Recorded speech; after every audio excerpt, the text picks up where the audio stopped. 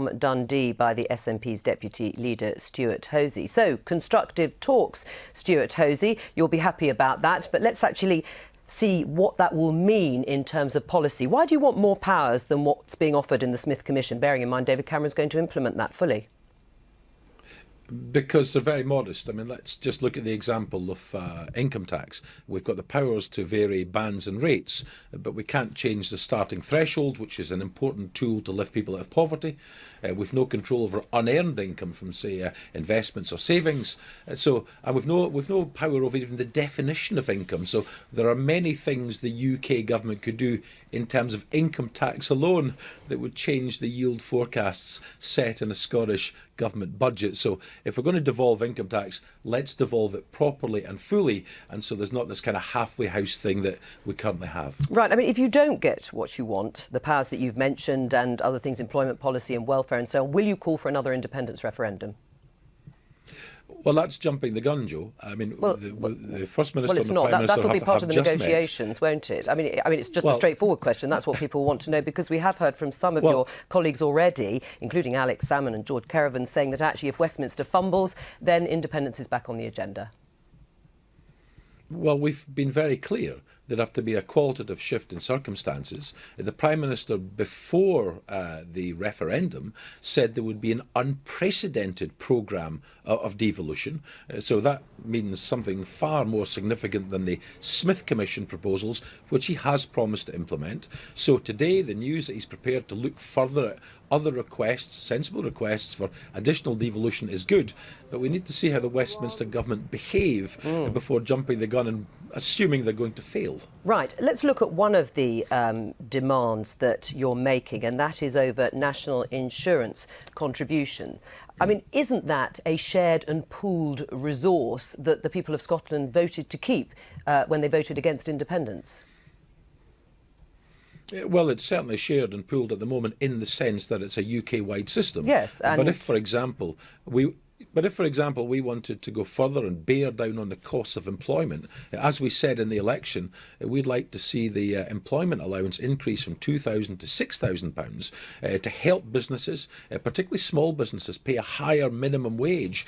Then it makes perfect sense to devolve that. I think that's a very sensible thing indeed to do. Right. Because the argument about pooling and sharing only does appear to work in one direction. Well, is that the case? But that's what people voted for in the referendum.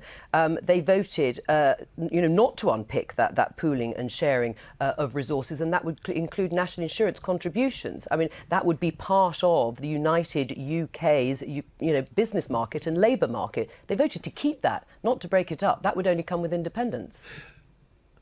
Well, no, I'm sorry. In the election we've had since the referendum, our position on more powers, on more devolution, that was voted for by over 50% of the public. We have 56 of the 59 MPs, and I'm pretty confident the First Minister probably reiterated to the Prime Minister today that we've a substantial mandate to try to deliver the policy base that was in our election manifesto, and that includes, for example, the devolution of national insurance. So who would pay for the pensions of people who had worked in England, for example, and retired to Scotland?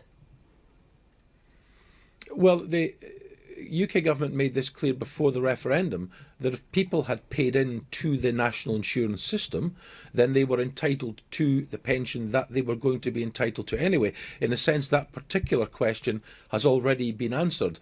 No one can have the pension they were entitled to removed if they've already contributed to it. But of course, if we changed the national insurance system and the way it was funding in order to help bear down on employment costs, that would be a decision the Scottish Government would have to take within the budget it had. Right, but you've said yourself there's been a material change because of your stunning victory in the general election. So that material change, I ask you again, would you relook then at the independence question? Because you've got your material change, you've said. No, you have a mandate. No, we didn't seek a mandate for a second referendum. We were explicitly No, but you said if there was a material change in terms of what's happening in Scotland, you could argue that this is a material change. And colleagues of yours have said, Alex Salmond and George Caravan have said, that independence must be a staging post now, not a once-in-a-lifetime independence vote, because of what happened in the general election. No, Joe, we've all been extremely clear on this. The First Minister, the Deputy First Minister, myself, and every single Member of Parliament. Our election in and of itself, however stunning, it was not that material change, precisely because we did not seek a mandate for a second referendum at the general election.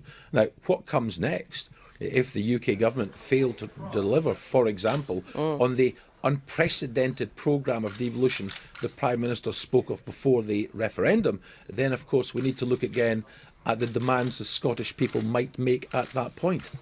What about full fiscal autonomy? I mean, if you were offered that now, would you take it? Oh yeah, I mean, as the First Minister has made clear on many occasions, the sooner we have the powers, the quicker we can get to work. But the key thing about the asks we had at the election is the priority powers now to grow the economy, to create jobs, to make society fairer, precisely why the Nicola Sturgeon is talking about control over national insurance, minimum wage and welfare.